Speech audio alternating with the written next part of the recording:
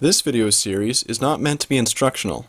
It is, however, an invitation to view my journey as I strive to build a log cabin on a budget. Working with sharp tools, felling trees, building log cabins, etc.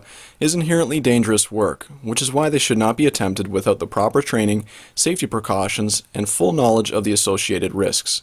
Enjoy. Sincerely, The Outsider.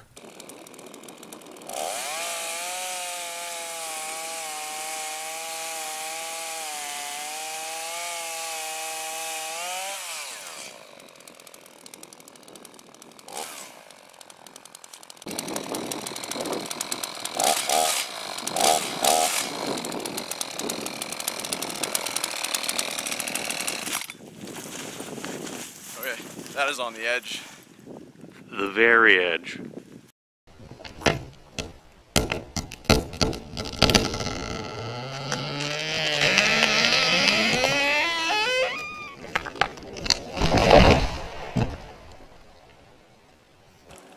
And that's how you drop a tree with a spear.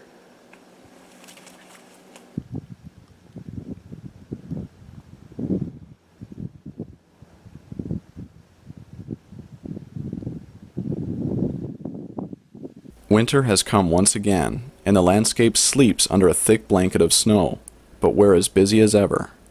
The poplar that I had just felled will be left where it is to dry for the winter, but in the spring I will take it to the build site where it will continue to season. When the time comes, I will process the log into lumber, which I will use for the cabin flooring and roofing. The next task on my winter checklist was to harvest some cedar posts. The posts will be traded for a generator, which will be needed later on in the construction process. We were unable to work directly on the cabin during the winter months, which is why we took advantage of that time to gather posts. To make possible our passage into the bush, logging gear and all, I built a cargo sledge which was towed behind the snowmobile. Our equipment went into the front of the sledge while I stood on the back. It was a neat way to view the countryside as we zipped along to the section of cedars we would be selectively harvesting that day. We rendezvoused with my dad, who had snowshoed in earlier to mark several trees and begin the work of bringing them down.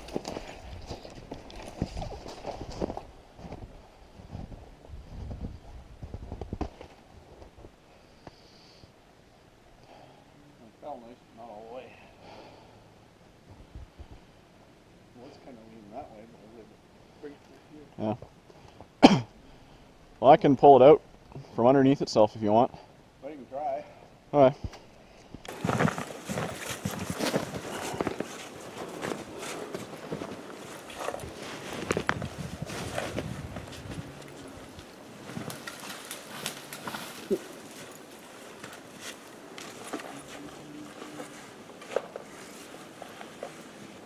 Oh, it looked lighter from a distance.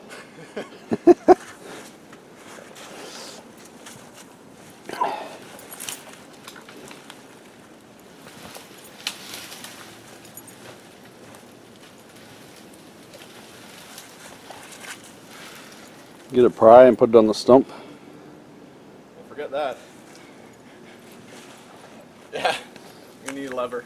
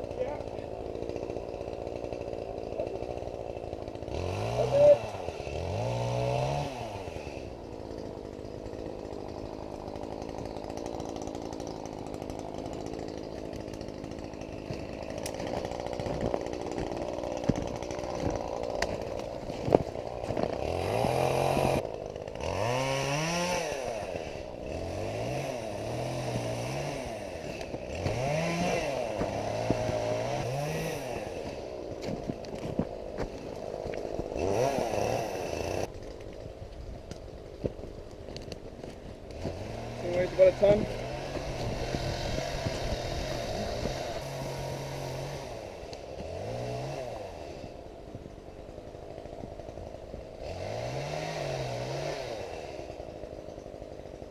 There's something that I find very soothing about the rhythm of an axe.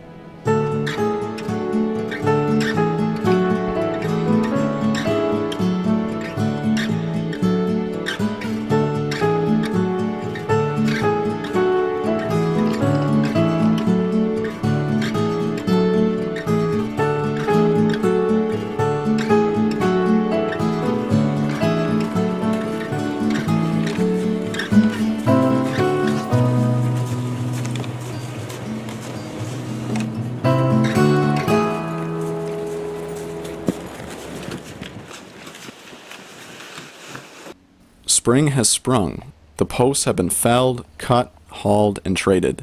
The generator is ours. Now it's time to get started on the foundation. Finally. Everything at the cabin site is just as we left it last fall. In the previous episode of this series, I left the seasoning pile at the build site uncovered, while I tarped the other pile that is down in the lower clearing. I did this as an experiment to see if there would be any difference between the two piles after the snow had come and gone. The uncovered pile seemed to fare surprisingly well through the wet fall weather, the cold winter, and the damp spring.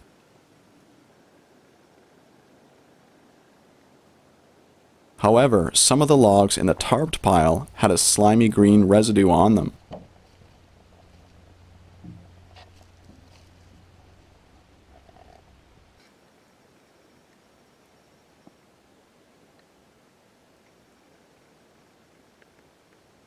On the upside, the tarp succeeded in keeping the frost off the logs during the winter, but the drawback is that it trapped moisture against the pile during the spring, which caused the green slime to form on some of the logs. After seeing how well the bare pile had done, and how slimy some of the tarped logs were, I wondered if I should be covering my seasoning piles at all.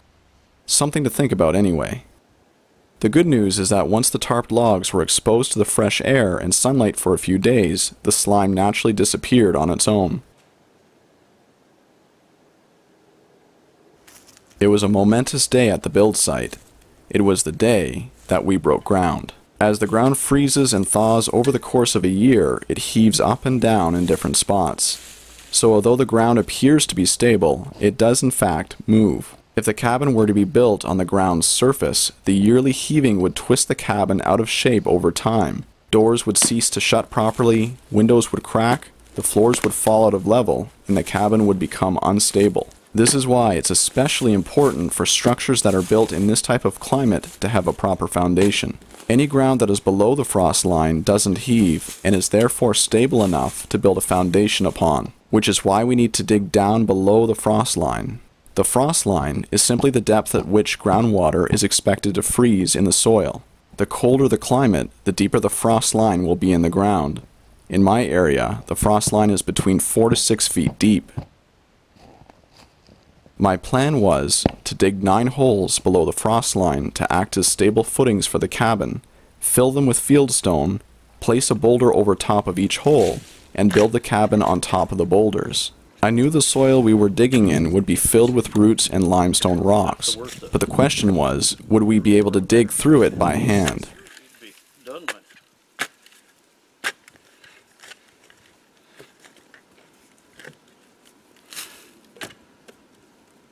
It was at approximately 2.5 feet that we hit a wall, almost literally.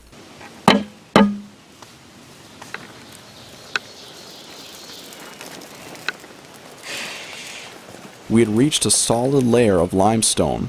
There was no way we would be able to dig any deeper. However, I was anticipating this problem. Although we weren't anywhere near the frost line, running into this layer of limestone might actually be a blessing in disguise. You see, before starting the dig, I spoke with a local man who had built himself a cabin within several kilometers of our build site. He warned me that in our area, there is a limestone layer at approximately the 2.5 foot mark. He encountered it, and he warned us that we would too. He told us that instead of trying to dig any deeper, he simply placed his footings right on the limestone layer and built up from there. He has lived in his cabin now for over a decade, and he happily reported to us that it hasn't shifted one bit. Since the groundwater isn't able to permeate the limestone layer, it doesn't heave like regular soil does. This was great news for us. Instead of having to dig down 6 feet, we only had to dig down 2.5 feet to the limestone layer. This would no doubt save us loads of time and sweat. As we dug down, everything was exactly as the local man had described it would be. There was a thin layer of topsoil, followed by a couple feet of sandy soil, and finally the limestone layer. The man described the limestone layer as solid but flaky. Sure enough, it was too solid to dig into, yet it crumbled when picked at with a pickaxe.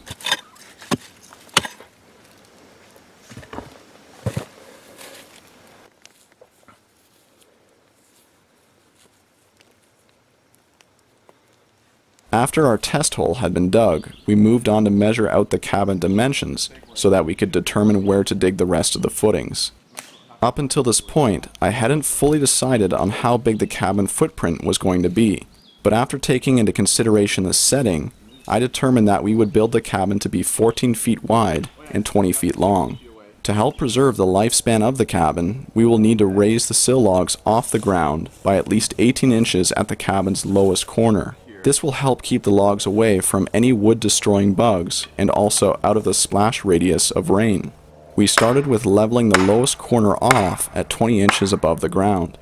We then used the same corner to level all the other corners to it.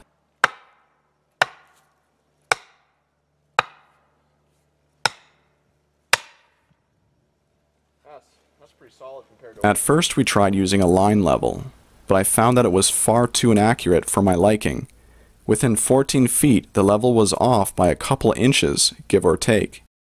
No matter how tight we pulled the string, it seemed to sag just a little too much. Maybe I was going about it all wrong, but I just didn't like how unreliable the line level seemed to be. I wanted to use a method that was more precise, and when it comes to leveling, there is nothing more precise than water. I filled some tubing with water and I attached one end to my batter board on the corner that I had already leveled, and I ran the other end of the tube to another corner.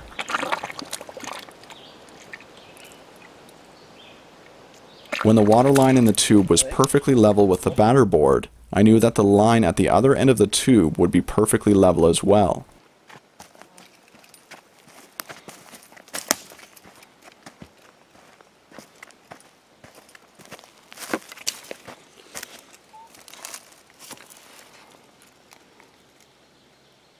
When the water line was close to being even with the batter board, I simply had my friend adjust the height of the tube at the other end.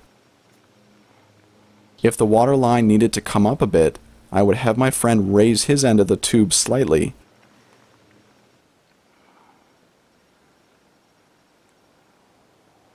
Okay, up like just a little bit less.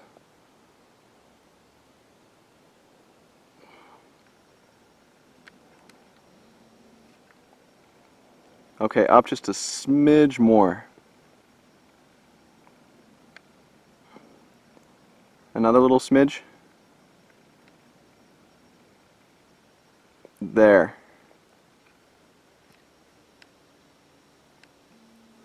And that's to the top of that part. Yep.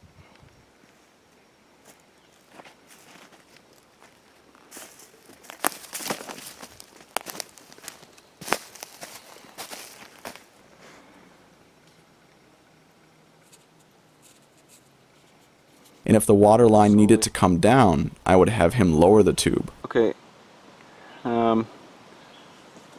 Now slide it back down 6 inches.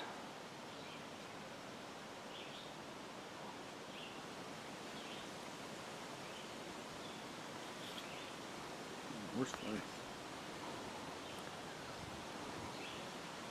little bit more. Whoa, too much.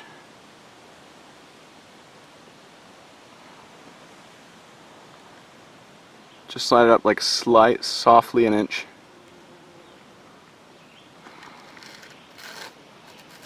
I believe that's level. He made these small adjustments until the water line was exactly where it needed to be on my end, and therefore we knew it was where it needed to be on his end as well. After we had leveled our second corner with the first, we moved on to level the third and fourth corners while still using the original first corner as the standard. This worked incredibly well, and in no time at all we had the foundation leveled off. Okay, you got plan on your side?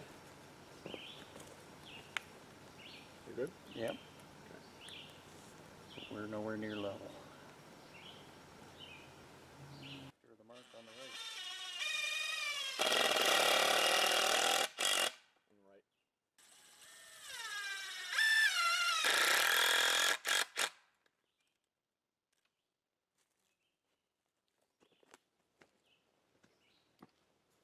I'm happy with that.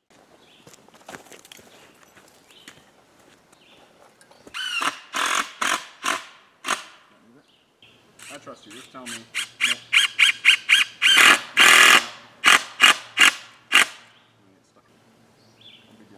That is almost.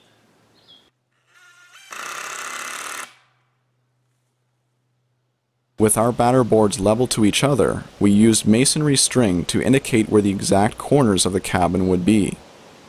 I think right there. How about you? Pretty close. Okay.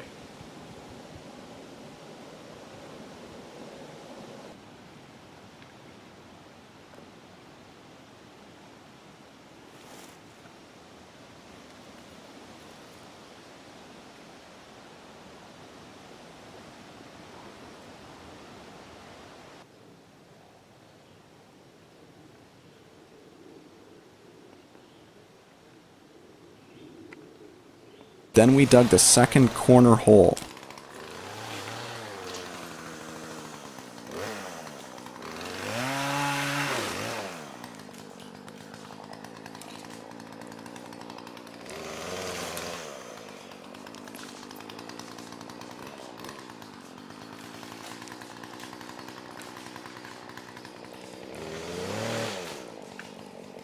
Each footing had to be dug large enough to accommodate the boulder that would eventually go on top.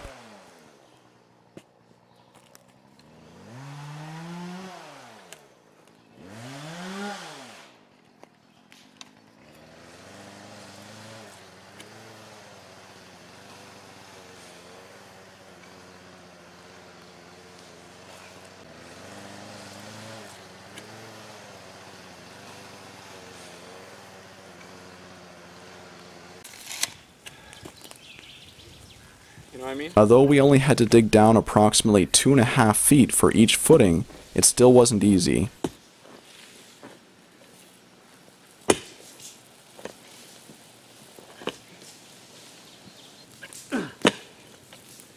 If we weren't having to break through roots, we were having to remove rocks.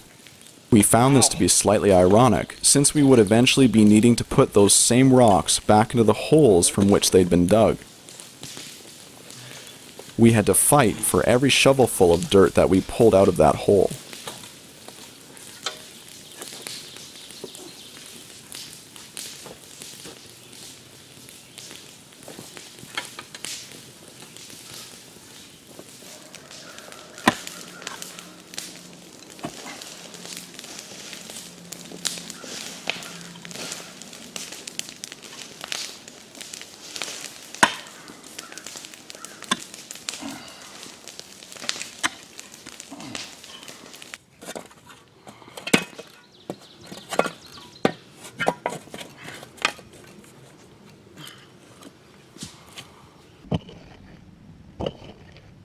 Do you want this back any further? Here?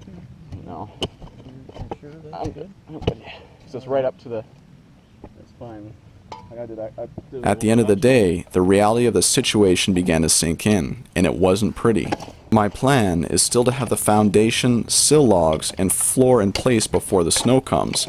However, at the current rate we were going, I wouldn't even have the foundation completely in place by the winter time.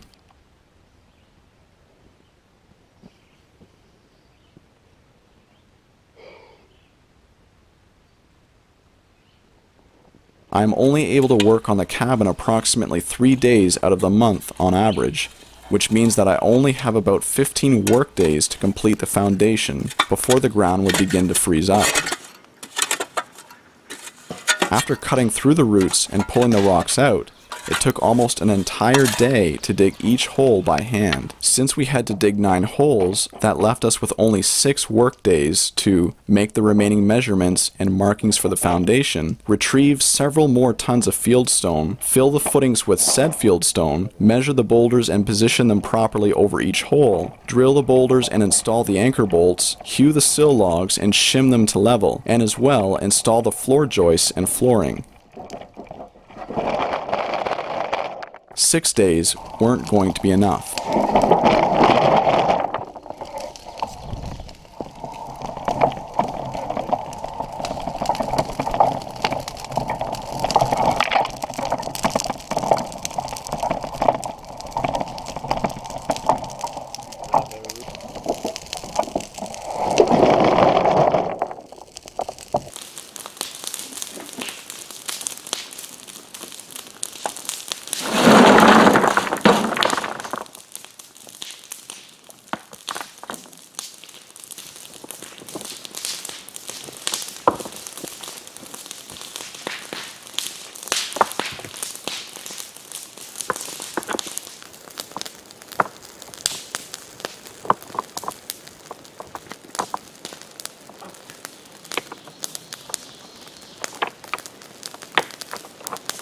Establishing the foundation and installing the flooring before the snow came was absolutely crucial if we wanted to be able to build straight through the winter and all year round.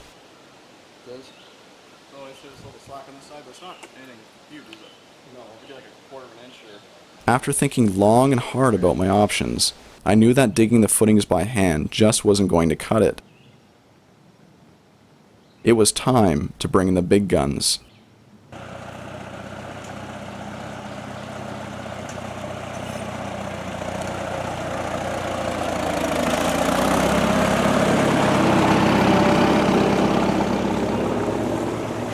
I decided to rent an excavator for the day. Now I would be able to do in one day with a machine what would have taken us 9 days to do by hand. We trailered the excavator in as far as we could and then drove it the rest of the way.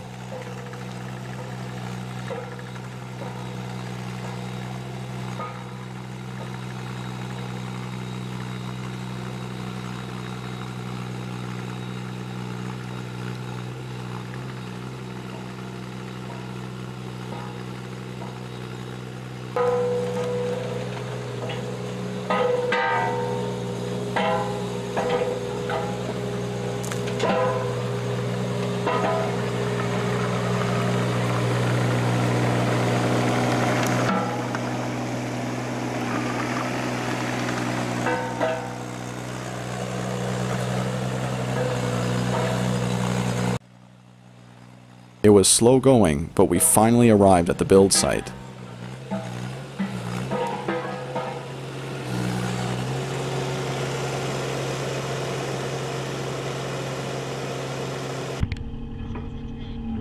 I had never operated an excavator before, and I hadn't even had time to familiarize myself with the controls. We were on the clock, and so all available time needed to be focused on the dig. I just have to learn on the go.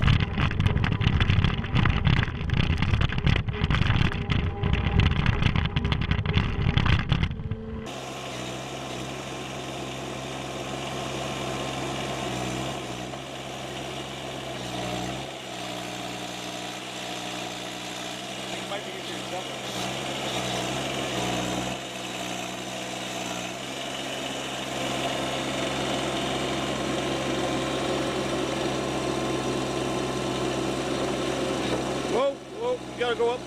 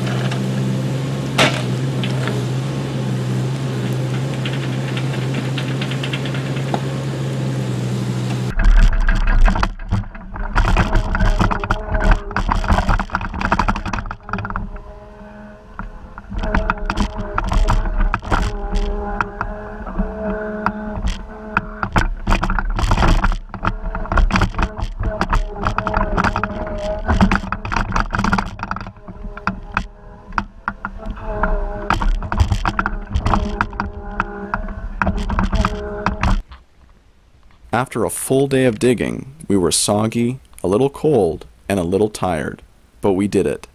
I was ecstatic, knowing that the excavator put us ahead by at least 2 months. It put us back on track, and it seems that we now have a fighting chance to complete the foundation and flooring before the snow flies.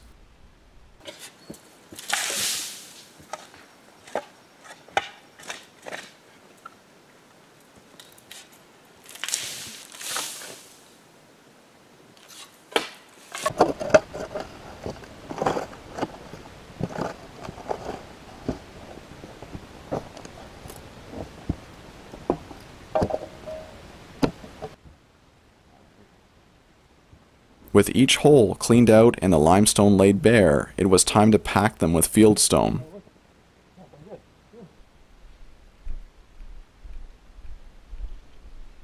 Now any water will easily be able to drain down between the stones and away from the footings. This is exactly what we need to avoid heaving. And if any groundwater does, by chance, freeze within the footings, the ice will have room to expand freely between the stones without having to heave them. Heaving happens when water is trapped within the soil. When this water freezes, it expands without having anywhere to go. The pressure builds and pushes against the surrounding soil until the ground above is eventually lifted. In the springtime, when the ice in the ground eventually thaws, the surrounding earth will eventually sink back down again. If all goes according to plan, my footings will direct water away while at the same time they have the ability to relieve pressure in the off chance that some water remains.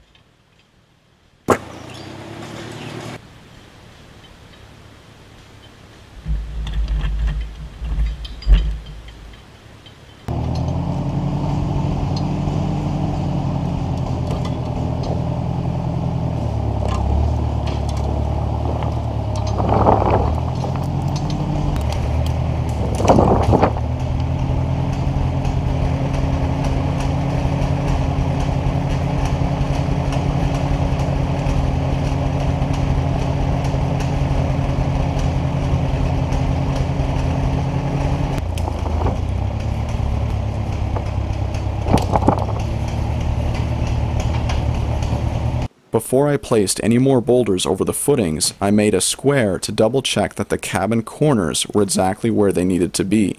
When it comes to the cabin foundation, we made sure to measure again, and measure some more, just to make sure everything was perfect. If the foundation is out of alignment, then that error will only multiply itself as the structure continues to go up. Making a homemade square is actually quite simple. All you have to do is remember the ratio 3, 4, 5. I attached 3 2x4s together, one measuring 3 feet in length, the second 4 feet, and the third one measuring 5 feet. When assembled together, this ratio will make a perfect square. After fine-tuning the corners, the lines were set, and it was time to bring in the rest of the boulders. Moving each boulder onto its footing wasn't as simple as just dragging it on. Each boulder had to be within several inches of the line and fairly flat on top. Since each boulder is completely unique in its shape and size, this meant that the fieldstone needed to be specially arranged at each footing to make a custom fit. Sometimes this took quite a while to do, but eventually we positioned all the boulders where we needed them to be.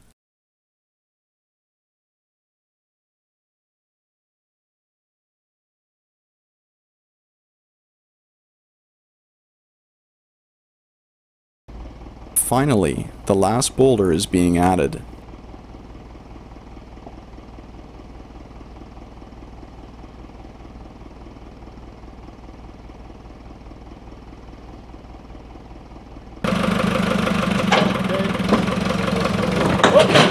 Okay, stop there.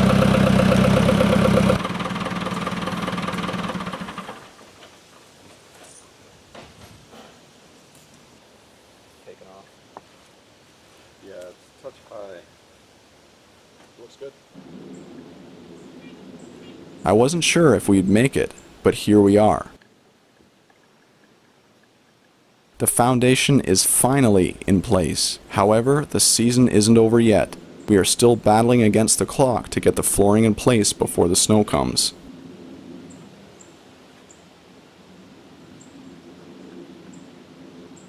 That being said, I enjoy a good challenge. Hello fellow outsiders, another episode of Log Cabin on a Budget is complete, and it's been a long road, but the foundation is finally here and it's in place. Getting the excavator ended up being a real game changer. If we didn't rent it this summer, we wouldn't have had the foundation put in place. And as you know, my goal is to get the entire foundation in place, which it is now, before winter comes. And actually my goal is to get the sill logs on and the floor in place before winter happens, and that way it will be that much easier for me to continue building through the winter. And this is the first year that I can actually continue building, because each summer before I was cutting trees, and I had to cut trees on a summer schedule because that's when the bark peeled easiest. But now that all of that is out of the way, we can just keep going, which is a dream for me. Building all year round is really what we need to do.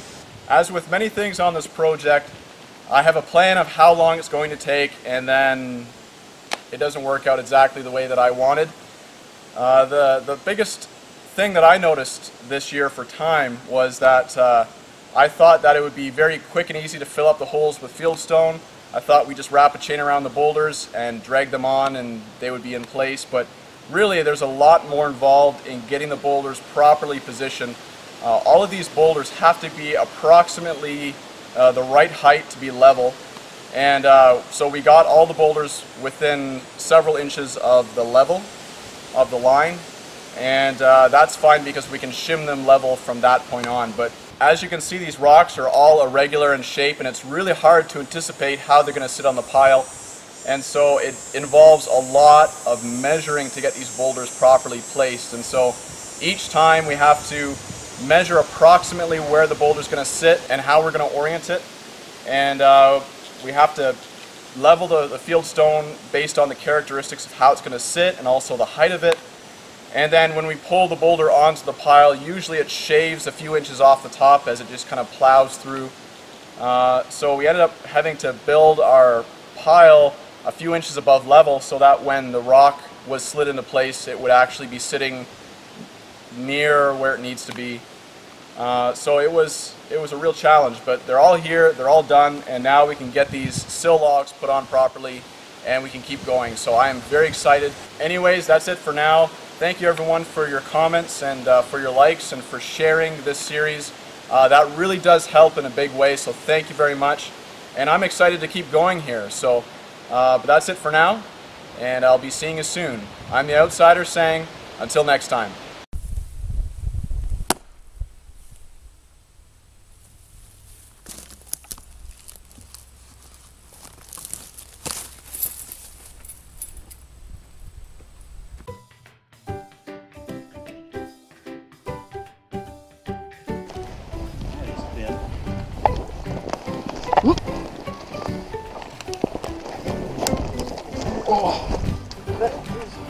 Dang it!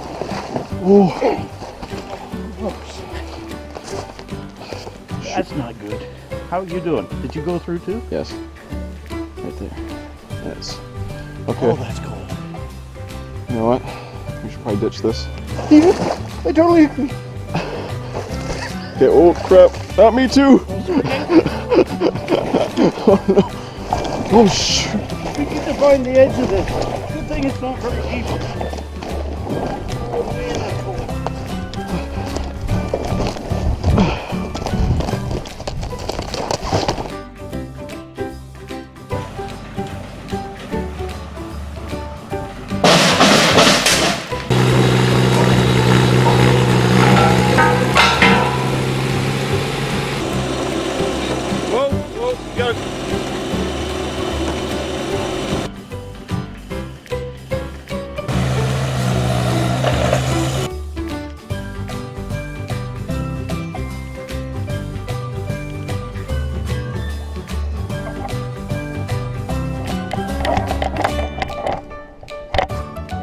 I got it. Oh, it's fun.